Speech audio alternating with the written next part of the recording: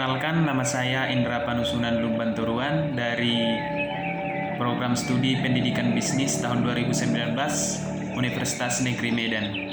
Di sini saya akan membuat ajakan atau mengkampanyekan tentang kepedulian perusahaan terhadap lingkungan, terutama di era new normal, dan yang menjadi topik saya yaitu CSR yang saya buat. Jadi topik saya itu CSR, di mana CSR ini singkatan dari Corporate Social Responsibility.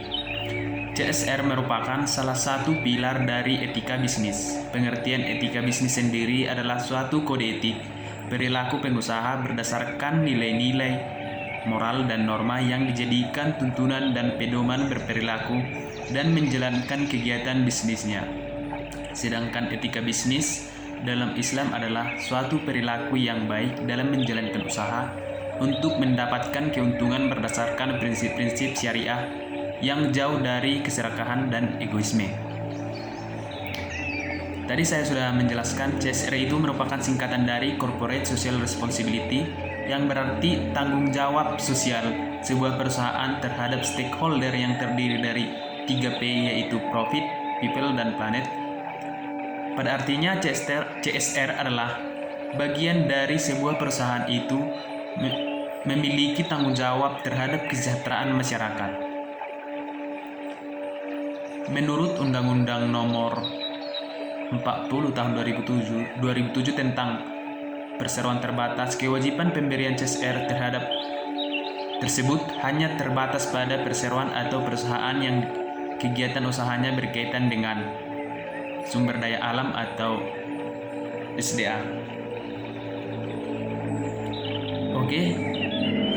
Kepedulian perusahaan terhadap lingkungan, terutama di era new normal, yang pertama yaitu melakukan bakti sosial di desa-desa sekitar perusahaan, memberikan beasiswa kepada siswa yang kurang mampu, membuka lowongan kerja dengan memprioritaskan sumber daya manusia yang berada di sekitar perusahaan, melakukan penghijauan atau penyulingan air bersih bagi warga sekitar, melakukan pembangunan fasilitas umum seperti puskesmas atau sekolah bagi warga sekitar.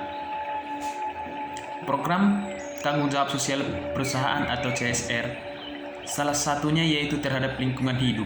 Hal tersebut dijelaskan dalam Undang-Undang Nomor 32 Tahun 2009 tentang perlindungan dan pengelolaan lingkungan hidup, yang menegaskan bahwa setiap orang yang melakukan kegiatan usaha berkewajiban di antaranya memberikan informasi yang terkait dengan perlindungan dan pengelolaan lingkungan hidup secara benar, akurat, terbuka, dan tepat waktu, menjaga keberlangsungan fungsi lingkungan hidup, mentaati ketentuan tentang mutu lingkungan hidup atau kriteria baku kerusakan lingkungan hidup.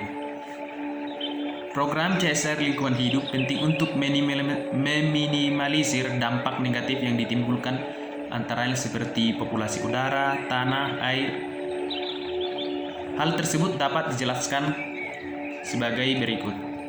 Populasi udara. Beberapa proses produksi menimbulkan polusi udara yang sangat berbahaya bagi kesehatan masyarakat, seperti menimbulkan penyakit saluran pernapasan. Polusi udara biasanya disebabkan oleh polusi kendaraan ataupun polusi pabrik. Suatu perusahaan tentunya mempunyai tujuan untuk menghasilkan suatu produk yang baik. Dengan begitu, mereka berusaha agar yang dihasilkan tidak membahayakan lingkungan. Contohnya pada perusahaan otomotif dan baja yang telah mengurangi polusi udara dengan mengubah proses produksinya sehingga lebih sedikit karbon dioksida yang dilepas ke udara. Yang kedua yaitu menjaga polusi tanah, supaya tidak terjadi polusi tanah.